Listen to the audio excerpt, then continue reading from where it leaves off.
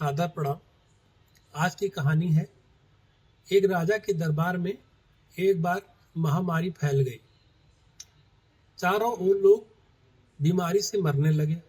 इसे रोकने के लिए बहुत सारे उपाय किए गए, किंतु कुछ असर न हुआ। लोग मरते रहे। दुखी होकर राजा ईश्वर से प्रार्थना करने लगे। तभी अचानक आकाशवाणी हुई।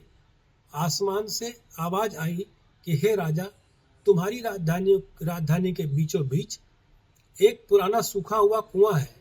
अगर अमावस्या की रात को राज्य के प्रत्येक घर से एक एक बाल्टी दूध उस कुएं में डाला जाए तो अगली सुबह ये बीमारी समाप्त हो जाएगी और लोगों का मरना बंद हो जाएगा। राजा ने तुरंत ही पूरे राज्य में मुनादी करवा दी कि सभी लोगों के घर से एक एक बाल्टी उस तालाब में आज रात ही डाल दी जाए। अमावस्या की रात जब लोगों को कुएं में दूध डालना था, उसी रात राज्य में रहने वाली एक चालाक व कंजूस बुढ़िया ने सोचा कि सारे लोग तो कुएं में दूध डालेंगे ही, अगर मैं एक बाल्टी पानी डाल दूं तो किसी को क्या पता चलेगा। इसी विचार से उस कंजूस बुढ़िया ने रात में चुपचाप एक बाल्टी पानी कुएं में डाल दिया।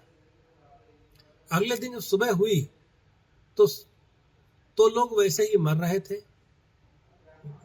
महामारी पे कोई नियंत्रण न देखकर राजा ने कुएं के पास जाकर इसका कारण जानना चाहा तो उसने देखा कि सारा कुआं पानी से भरा हुआ है। दूध का एक बूंद भी वहां नहीं था। राजा समझ गया कि इसी कारण से इस राज्य में महामारी दूर नहीं हुई है और अभी भी लोग मर रहे हैं। दरअसल ऐसा इसलिए हुआ क्योंकि जो विचार उस बुढ़िया के मन में आया, वही विचार राज्य के सभी लोगों के मन में आया और किसी ने उस कुएं में दूध नहीं डाला, सभी ने पानी डाला। मित्रों, इस कहानी को बताने का उद्देश्य भी यही है। जैसा कि इस कहानी में हम लोगों ने देखा, वैसा ही हमारे जीवन में भी होता है।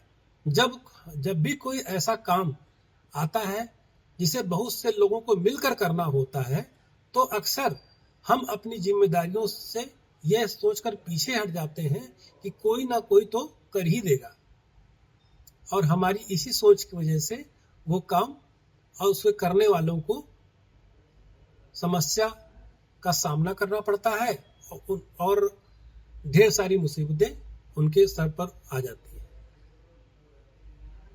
आपको इस कहानी से क्या प्रेरणा मिलती है और ये कहानी आपको कैसी लगी? अगर आप ये मुझे अवगत कराएंगे तो मैं आपका बड़ा आभारी रहूंगा। धन्यवाद।